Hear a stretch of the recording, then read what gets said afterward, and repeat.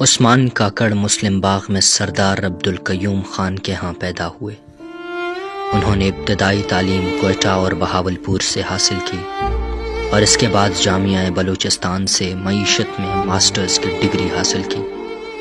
انہوں نے 1980 میں پشتون سٹوڈنٹس آرگنائزیشن کے پلیٹ فارم سے سیاست کا آغاز کیا اور انہوں نے سیکرٹری اول کی حیثیت سے ملک بھر کے تعلیمی اداروں کا دورہ کیا اور تنظیم کو فعال بنانے میں بنیادی کردار ادا کیا۔ طلبہ سیاست کے بعد انہوں نے پشتونخوا ملی عوامی پارٹی سے اپنی سیاست جاری رکھی اور جلد ہی پارٹی کے صوبائی سیکرٹری اور اس کے بعد صوبائی صدر بنے۔ اس کے بعد وہ 2013 میں سینیٹر منتخب ہوئے۔ بلوچستان کے لوگوں سے اور اپنی قوم سے عثمان خان کاکڑ کا گہرا رشتہ تھا، جس کے لیے وہ ہمیشہ بولے اور ایسا بولے کہ در و دیوار کانپ اٹھے۔ انہوں نے اپنی زندگی اپنی قوم کے لیے وقف کر رکھی تھی۔ وہ اس ملک میں اصل جمہوریت کی بحالی چاہتے تھے۔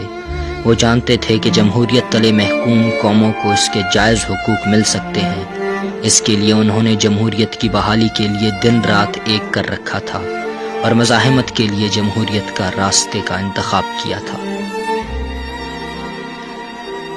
عثمان خان کاکڑ کے قریبی دوست اور ممبر بلوچستان اسمبلی نصر اللہ خان زیرے کے مطابق میرا تعلق 1983 سے عثمان خان کاکڑ کے ساتھ رہا۔ میں نے 38 برس میں ہمیشہ اسے بااصول پایا۔ کبھی بھی انہوں نے اصولوں پر سمجھوتا نہیں کیا۔ عثمان خان کاکڑ ایک سادہ زندگی گزارنے والے شخص تھے۔ وہ خود نمائی سے دور بھاگتے تھے۔ حالانکہ وہ اپنے علاقے کے سردار تھے، لیکن انہوں نے کبھی بھی اپنے نام کے ساتھ سردار نہیں لکھوایا اور نہ ہی کسی کو بتایا۔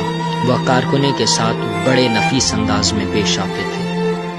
یاد رہے کہ عثمان خان کاکڑ کے واقعے کے بعد بلوچستان سوگ میں ڈوب گیا۔ ژوب سے لے کر گوادر تک اس کے لیے قرآن خوانی ہونے لگی اور ان کی صحت یابی کے لیے اجتماعی طور پر دعائیں مانگی گئیں، لیکن تقدیر کا فیصلہ کچھ اور تھا۔ یاد رہے سینٹ میں اپنے منفرد لہجے اور کاٹدار تقریروں کی وجہ سے ملک بھر میں جانے گئے۔